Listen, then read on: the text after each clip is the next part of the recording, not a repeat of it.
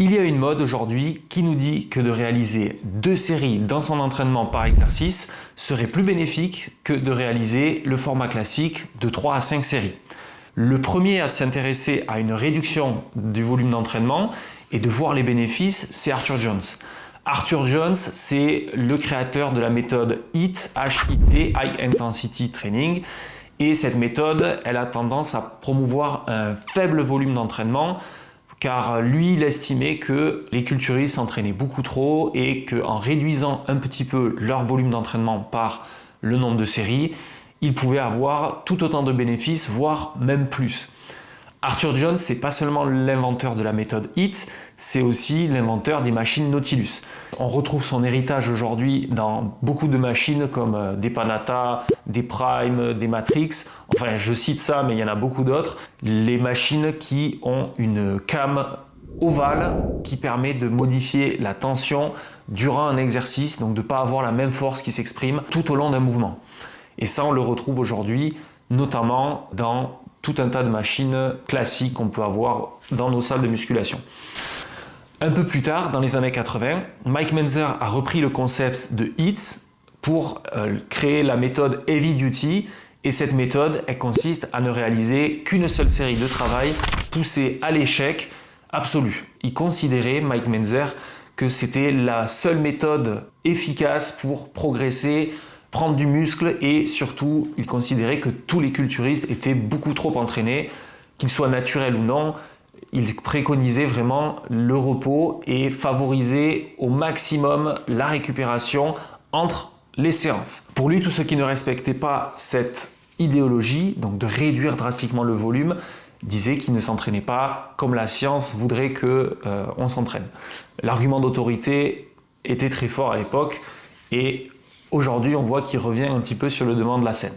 Mais on va essayer de voir s'il y a une fond de vérité dans ce qu'il nous disait. Dans les années 90, on a un culturiste célèbre, Dorian Yates, qui a repris la méthodologie de travail de Mike Mentzer en l'adaptant, c'est-à-dire il ne préconisait pas forcément une seule série de travail, mais il préconisait une grande intensité plutôt que d'enchaîner les séries de travail qui pour lui étaient des séries d'échauffement plutôt que de travail effectif.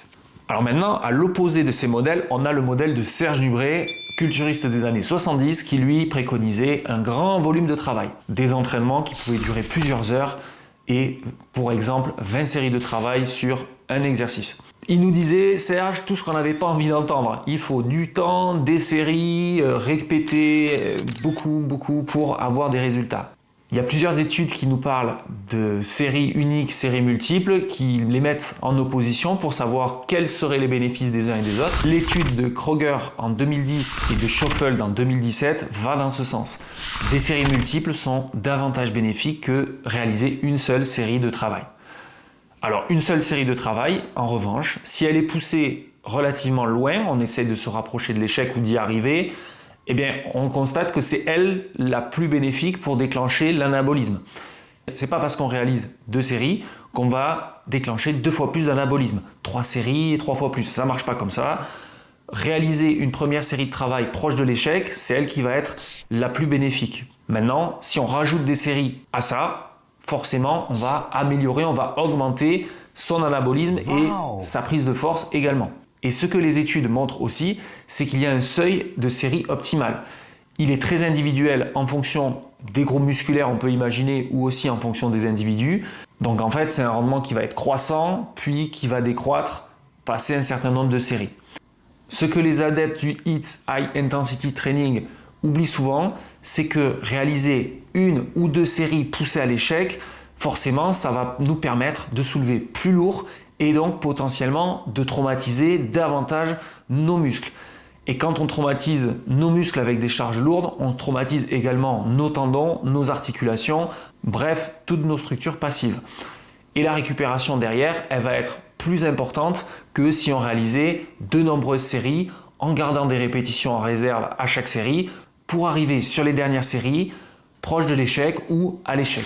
Et si je réalise 1 ou 2 séries en essayant de mettre le plus lourd possible et en allant au-delà de l'échec, si je peux, avec des répétitions forcées, un partenaire qui m'aide à alléger la charge, etc., forcément, je vais pouvoir déplacer plus de charges, mais je vais davantage me traumatiser.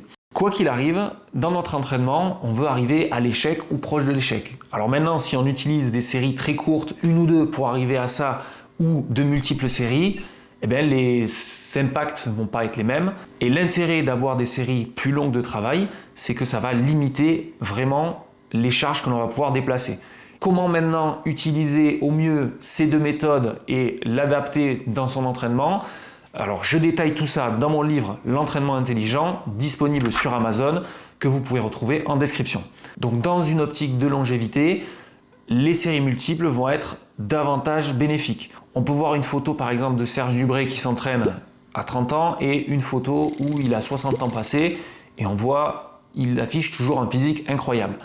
À l'inverse, on a Mike Menzer qui lui est décédé relativement tôt mais qui se confiait ne plus pouvoir s'entraîner et se gaver d'antidouleurs pour supporter ses entraînements. Donc ce que l'on sait, c'est que plus on avance en âge ou plus on devient fort, si on veut continuer de progresser, de se challenger, il va falloir le faire sans forcément mettre toujours plus lourd sur les barres, mais plutôt se challenger sur un nombre de séries, des gammes de répétitions un peu plus longues, tout ça pour pouvoir continuer à aller vers l'échec sans pour autant que cela nous fasse trop de dégâts au niveau de nos structures.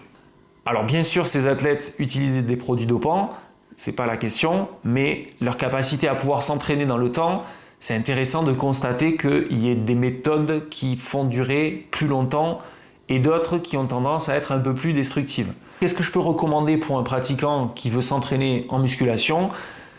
La règle elle va être simple, c'est si je constate un effondrement de ma force d'une série à l'autre, eh bien, je peux considérer que c'est plus bénéfique pour ma progression, mon anabolisme musculaire. Puisque si je n'ai plus de capacité à forcer, je n'ai plus de capacité à progresser sur mes séries. Donc l'indication du maintien de la force entre les séries, ça va être hyper important quand on n'a pas d'autres paramètres plus technologiques. Et même si on les avait, ils ne sont pas forcément clairs, ça reste un paramètre très fiable pour savoir si on doit oui ou non continuer à enchaîner les séries. Donc si on veut utiliser la méthode du HIIT, c'est-à-dire réaliser comme aujourd'hui la mode des 2 séries, eh bien, ça va être possible si on a atteint un certain niveau de force que l'on souhaite simplement maintenir. Puisque garder un niveau de force important sur des exercices, ça nous garantit aussi de conserver de la masse musculaire. Ce qu'il faut garder en tête, c'est que le meilleur entraînement pour nous, c'est celui qu'on va pouvoir continuer de réaliser les 20 prochaines années.